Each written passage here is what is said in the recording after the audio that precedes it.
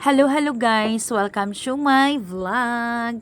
Another day, another laag. Ayan, sinama ako guys ng aking dalaga dito sa Baraka.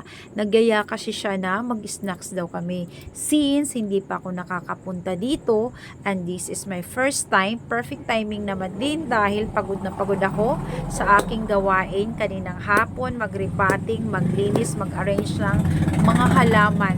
So, ayan guys, paakyat na kami sa resto or snackan. Ayan, ang overlooking dahil palubog ang araw ng niyaya niya ako. Ito yung makikita mong view sa labas. At ito naman yung masisilip mo sa loob. O, diba? Bongga. So, dito muna tayo sa labas na may pangalan na Baraka. So, yan talaga yung spelling ng Baraka, guys. At kung gusto mo dito lang sa labas, dahil ayaw mo ng malamig, may sipon ka, etc. So, perfect timing ka na dito ka sa labas ng Baraka na overlooking. O, diba, sa kalsada. At ako ay papasok na dito sa loob. Ayan.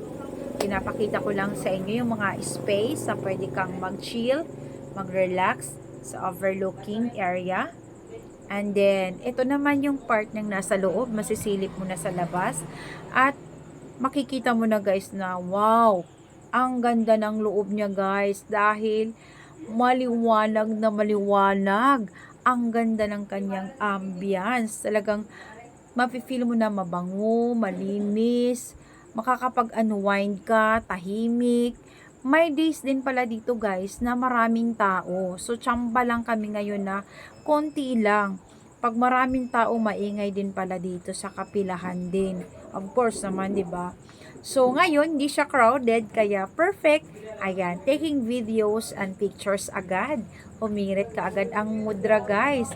At umikot ka agad ako, dala ang aking cellphone para makakover ako ng mga magandang view.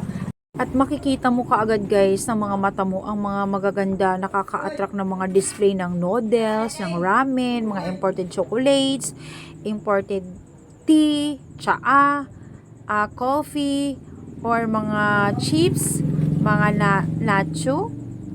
And then, meron din sila mga inumin na from Korea, or Japan yata. Hindi ko mabasa yung mga pangalan. And ito yung sa counter, may mga cakes guys, ang sasarap. At syempre, naka QR code sila para din silang supermarket. Pwede ka dyan mag-swipe ng credit card. O diba, syalan ang datingan guys.